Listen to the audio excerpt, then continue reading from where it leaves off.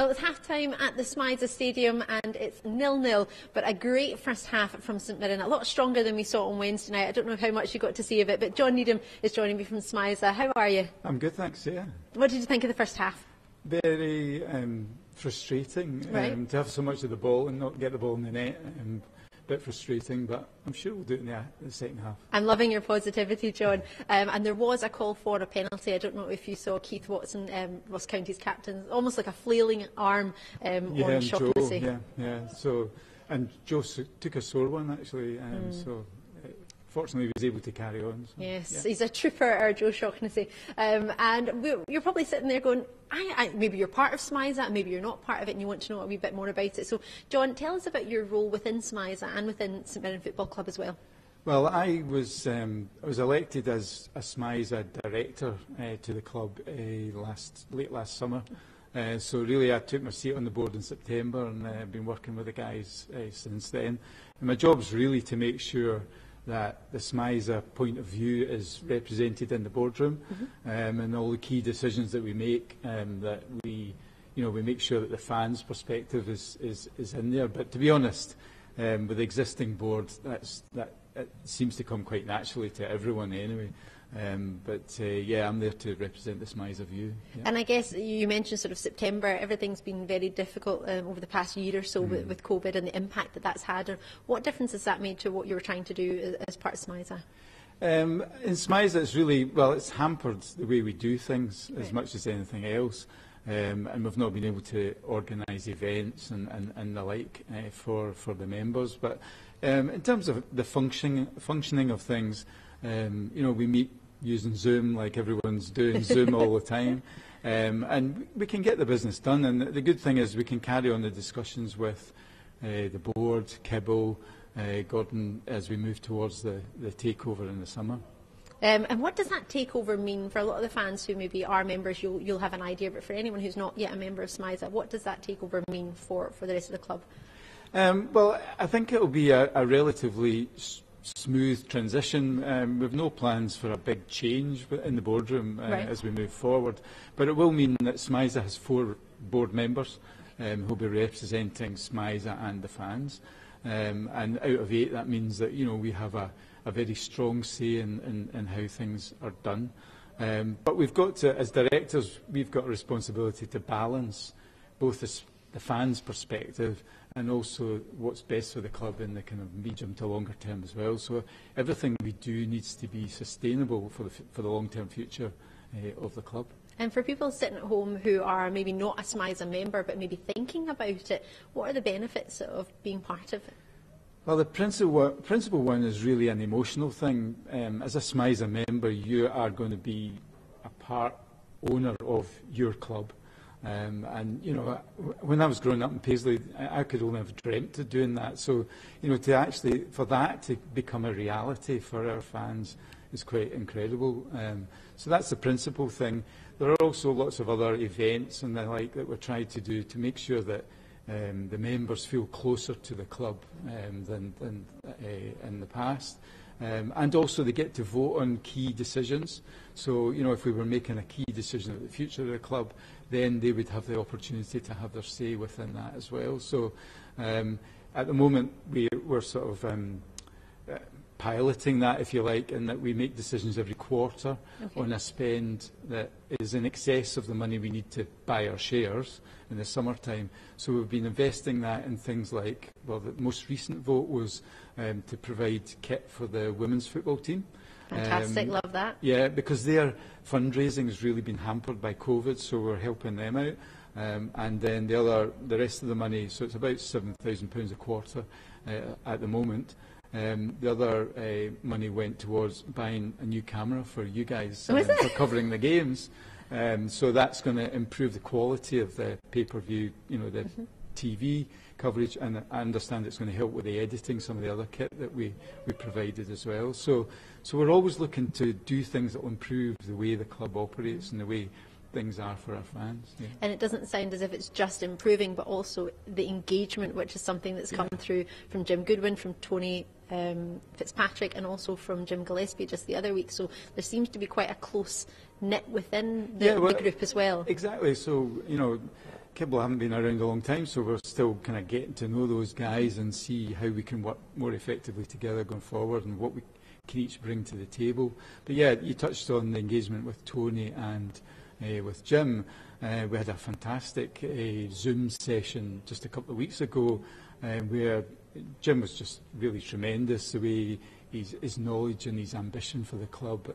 And we had members on from Bangladesh, from California, from France. So actually COVID has hampered a lot of things, but actually it's given us opportunities to do stuff in a different way, because those guys would never have made it to a session here at Greenhill Road in the SMiSA Stadium. But it allowed them to participate, and you could tell from the energy in their voices how much they appreciated that as well. And you just mentioned it there, we are known as the SMiSA Stadium now, but how positive is that for the members of SMiSA that St Mirren are recognising that?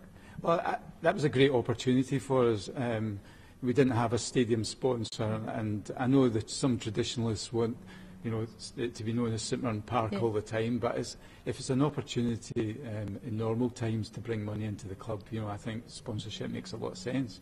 And we didn't have a headline sponsor for the stadium, and it was actually Jim Gillespie that suggested, well, why don't we allow SMiSA to come up with a name for the stadium as we approach the fans buying Gordon out, and we were delighted at that opportunity, and I think it just provides a bit of profile and hopefully a sense for our members that we've got an even bigger stake in the club at the moment. Yeah.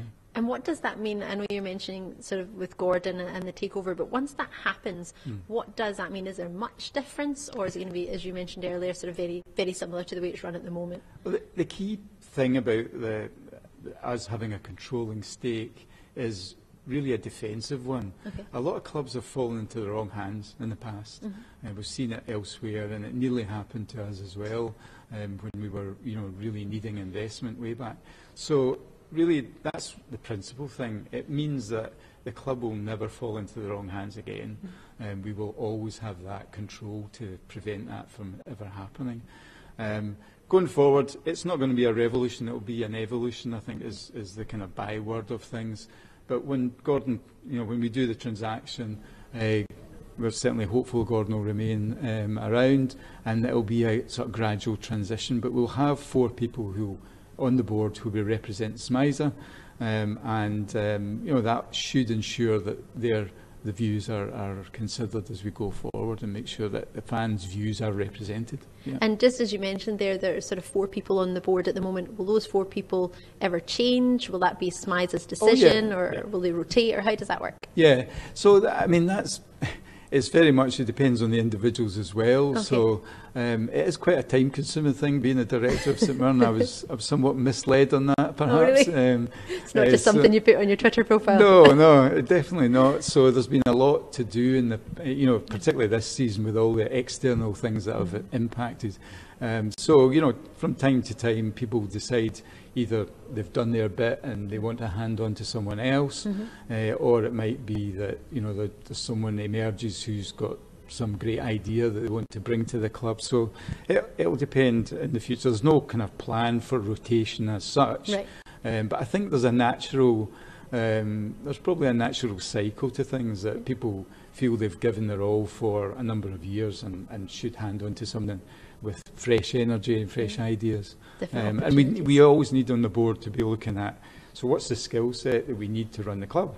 And how do we make sure that we've always got that skill set to make sure that we've got the right balance of ideas and abilities to be able to implement things. Do you know, it's funny because I was thinking about that, and I know a lot of people talk about fan ownership and thinking, well, it's great, we're football fans, but what do we actually know about running a business? And football these days is a business, so it's getting, as you say, that balance of the right individuals who have got the club at their forefront as their love, but also have the skills to be able to take that club where it needs to go. Yeah, because sometimes there are very difficult decisions to be made. Sometimes it's very much a judgment call on things, and so we do need people with experience, people with grey hair like me. But we also need lots of ideas as well, so we're always open to ideas, and I think that's where having that mixture of different backgrounds on the board is really important. And we do have that just now. I mean, we've got some really good people on the board.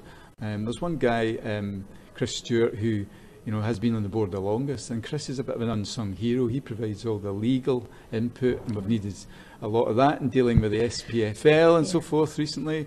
So, it's great to have people with that ability alongside you, just to keep us right on the legal side or the financial side or whatever. Yeah. Sounds very, very interesting, very exciting, and there'll be a lot of people sort of ears perking up thinking, right, I quite fancy this. Is it too late now to become a SMiSA member, or is it still an opportunity to add to the shares and get involved? Yeah, so definitely it's not too late. Okay.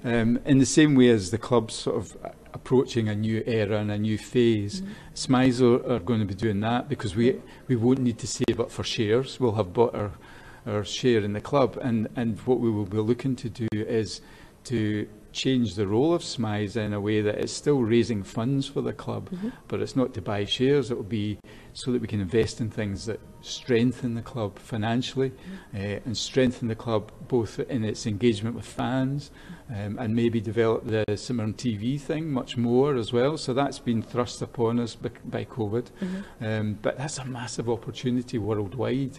There's a lot of Paisley guys and girls all over the world. I love that you added in the girls. Yeah, I know well to do that. And so there's an opportunity to make SMTV something that's much longer term than it was when it was set up, and much wider in appeal to the fans. So there's lots of things that we can do so that St can go forward in the years and decades to come with much greater financial ability, and also a wider fan base, whether they're people who come every week, and we could do with more of those always, or people who support the club from afar. My family, I've got a brother who lives down in Birmingham, and he can't he gets to maybe half a dozen games a year or whatever, but he watches intently online. So, it's great for people to be able to remain connected with the club, and hopefully we can draw some money out of these people as well, so that we can invest, because the ultimate thing is to get the most successful team on the park, and all these great ideas should only be to do that one thing, is to get the best team we can possibly have on the park. So as SMiSA moves forward, we are actually trying to develop ideas around, so what will be the benefits for SMiSA members? Do we need different levels of membership?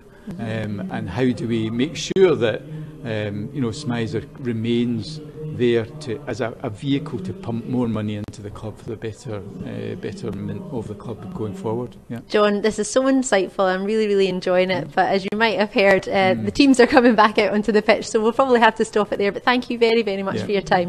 You're welcome. Thank you.